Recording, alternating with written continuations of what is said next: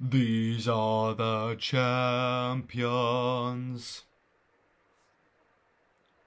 Na na na na na na na na na na. The champions. Hello, and today we are doing Champions League predictions for the round of 16. It is the second leg. So, we are going to get into the video. There's not going to be a song of the day. We've already heard that for the Premier League. It was, "Why you gotta be so rude?" But we are going to be doing predictions for the next round of games. And we'll, of course, talk about our very nice fantasy team that is called Haaland brought me goals. And when I say brought, I mean B-R-A-U-T, just like his name. Erling Braut Haaland. Haaland brought me goals. Because that's what he brings. He's quality. He does it again versus Sevilla. Unfortunately, we sold him, but he's back. Don't you worry about a thing. So, let's get into my predictions for the next round of games. Now, I did actually predict them, I think, in advance, with the second legs included.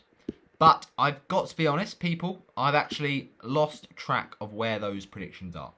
So, simple as this, what we're going to do is we are going to just redo it, completely start from a clean slate and predict the second legs of these games. So, to start off with, we're going to go for a game that's between Barcelona and Paris Saint-Germain, and it's at Parc des Princes. So, it's a home game for PSG to really rub salt in the wounds. The aggregate score 4-1, and you'd imagine they would be through to the next round, which is, of course, the very well-known quarterfinals. So, I don't know. It's a difficult one because Barcelona, they are still quality. They are struggling in the league, though. They did get a big win recently to push up near the top 2 of La Liga, but are they going to do it in the Champions League? I don't know. This PSG team just looks too good. Part of me thinks yes, part of me thinks no. I'm going to say that Paris Saint-Germain do get the job done, though. So, let's say it will end in this game Paris Saint-Germain 3, Barcelona 2. A great game, but it's not enough to see Barcelona through on aggregate. And it will be, in fact, 7-3 on aggregate, which is always quite embarrassing. So let's get into my goal scorers for this game. We're going to go for a few very well-known players. And the first of those well-known players is going to be Kylian Mbappe. Scored a hat-trick in the reverse fixture, and he's going to do it again for the first goal of the game. And then the second goal will be scored by the GOAT, or the second GOAT after CR7. It's Lionel Messi to make it 1-1 between the two teams. And that, evens up arrears. But I think that PSG will actually be a little bit under the cosh because Barcelona will hammer that goal of the Paris Saint-Germain and Keylor Navas will make brilliant saves. The of course, Real Madrid goalkeeper against his old rivals will be an absolutely outstanding performance from him. Performance will be very, very good. And then there will be a goal for Paris Saint-Germain from defender that is Marquinhos. So now it's 2-1 to PSG. Barcelona get back an equaliser though. And that equaliser will be scored by the man that played up front in the last game in the reverse fixture. It's Antoine Griezmann. So that pegs it back to 2-2. But then Barcelona do, of course, bottle it again. PSG make it 3-2. And their goal this time that they will score, not Moise Kean, because I think that he's just probably not got the confidence to do it. But instead, though he did do it against Barcelona in the reverse fixture, but instead it will be the man that got subbed off a little bit early. It will be Marco Verratti. And that would be very interesting indeed, of course. So, let's move on to our prediction for the next game in this second leg selection. It's Juventus versus Porto. Now, this is also a very good game. And in the reverse fixture, there was a little bit of a shock because a lot of people expected Juve to coast through, especially with Ronaldo in the team. And Ronaldo is going to be absolutely hating this. He came to Juventus to get that elusive Champions League glory with a new team and try and help their team. But the rest of them aren't helping him. It's as simple as that. And Juventus just haven't got the men to really challenge for a Champions League. I mean, when you look at that squad, right, they've got a few decent players. They've got Weston McKennie. They've still got Chiellini, which is impressive. Wojciech Szczesny, is he really a good enough Champions League goalkeeper? I don't know. Their fullbacks are great. Sandro and Danilo. There's nothing wrong with that. And of course, they have Morata, Ramsey, Dybala, all on the bench in that game against Porto in the reverse fixture. But I don't know. Something's just not working right now. And they need to find a road to redemption. I think they will do that here. They're usually strong at home. And they'll feel at home in Italy. Because I think they will get a 2-0 victory, which will be massive. Because it will mean a 3-2 aggregate win for Juventus to see them through. So Juventus 2, Porto 0, and goals will come from the absolute legend Cristiano Ronaldo. And then the second goal for Juventus, well, I think it will be scored by the defender that is called Chiellini. Alright, now it's a game between Dortmund and Sevilla, and fair play, I doubted Dortmund in the first game. I shouldn't have, because they were just about good enough, but Haaland, amazing. And he's back in the fantasy team this week, don't you worry.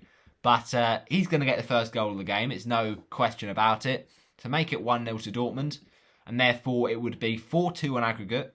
But Sevilla are going to get back 2 goals to make it 4-4. Unbelievable. But 2-1 on the night. And those goals for Sevilla, I think, will come from, first of all, the first man to score against Dortmund. It was Suso. And he'll do it again here. And then the second goal for Sevilla tonight will be through midfielder Jordan. And I say tonight, I'm completely not telling the truth because it's Friday the 5th and the games are in midweek. But yeah, Joan Jordan will get the second for Sevilla. And then, so it's 4-4 on aggregate. Last minute of the game, Juve get a 2-2 draw.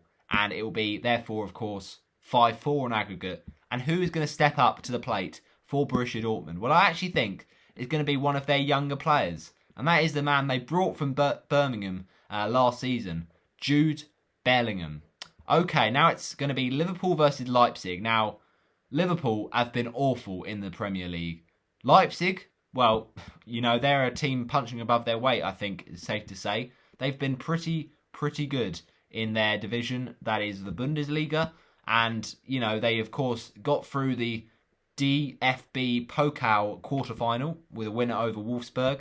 But they also beat Gladbach in a very thrilling game. But Bundesliga is looking a bit strange this season in the fact that Dortmund aren't where they should be. And Leipzig are very much closing in on Bayern to fight for the title. Now, with Leipzig, I think that their team has just been so hard to beat. And they've got 15 wins from 23 games in Bundesliga. But in terms of the Champions League, that hasn't really equated into too many wins. And they did lose that game 2-0 in the reverse fixture. But I think this will be the game for Leipzig to respond and be much better. But it's not going to be enough against Liverpool. We know Liverpool are quality on their day. Just there haven't been many recent days because they are a little bit in a crisis. So we'll go for a Liverpool win, but it's going to be another nervy one. Let's say it will end Leipzig 1, Liverpool 2. So that means Liverpool 2, Leipzig 1. And therefore, on aggregate, 4-1 to the Reds. So goal scorers here. The first goal at Anfield will be scored by Mo Salah. Then Leipzig equalised through the attacking fullback, Angelino, who of course scored in the game with Manchester United a few weeks ago. Well, more than a few weeks ago. And then the winner for Liverpool, who is going to get that important goal for the Reds? Well, I actually think it's going to be a very unlikely source, but it's going to be Ozan Kabak. You heard it here first. So 2-1 to the Reds. All right, now it's going to be a game in this Champions League match day between Real Madrid and Atalanta. And it's a very slender win that Real Madrid did get in the first leg. So it doesn't mean this tie is over at all. Atalanta are very capable of doing something at the Bernabeu. But you'd imagine that Real Madrid can do it at home. It's just Real Madrid, they're kind of not the team they used to be. But obviously the goal did come late on from Ferland Mendy. Not known for his goals really from fullback, but ultimately it's a massive, massive goal in the context of this tie. Asensio, Isco, Junior, they're good players. You can't deny that. But is that good enough for a front three? They need that target man. They need that player to play. And, Benzema is AWOL and Mariano, decent. But is he really amazing for that level, for that team? I don't know. They just had not very many substitutes on the bench, to be honest. And it's not good. But I think Real Madrid, they just about will squeeze through here. Even if Atalanta do score a couple, I think Real Madrid can score a couple back. So let's say Real Madrid 3, Atalanta 1. And it will be 4-1 on aggregate, therefore. So goals for Real Madrid, I think, will be scored by the likes of Marco Asensio. And then Ferland Mendy again. I know, unbelievable. And then that will be 2. And then 3-0 through Toni Kroos. And then we shall say 2 goals for consolations. So it's 3-2 on the night. Actually, we'll go 3-2, yeah. And the consolations scored for Atalanta. Let's say it will be goals for the team by Robin Gosens. And then we shall say the man that played up front against Real Madrid but didn't do anything. It's Duvan Zapata. But it ends 3-2 to Real Madrid on the night. And therefore 4-2 on aggregate. Okay, now it's going to be Man City versus Gladbach. I'm going with a comfortable Man City 3-0 win. They're so good at home. And Gladbach, they just didn't get enough of the time in the game and they got outfought. So I think it'll be 5-0 on aggregate for the imperious citizens right now. So goals in this 3-0 win will be from Kevin De Bruyne. And then the second for Man City, Phil Foden. And the final goal is scored by fit again forward, Gabriel Jesus. And then it's going to be Bayern versus Lazio. 4-1 was the first score and Bayern are so good. Lewandowski, he does it again. And fair play to Jamal Musiala, the wonder kid getting a goal. That's impressive stuff. But I don't think he'll do it this time. Instead, it'll be much more nervy for Bayern, but still a very good result. Bayern 1, Lazio 0. And the only goal is scored by midfielder Kingsley Coman. And I think it will be a very good defensive display by David Alaba. And we've got one more game to go. It's Chelsea versus Athletico. And we're saying a Chelsea 1-1 draw, which is enough to see them through to the quarter-final. Because against Athletico, they weren't amazing, but they got an amazing goal through Olivier Giroud. What an overhead kick that is.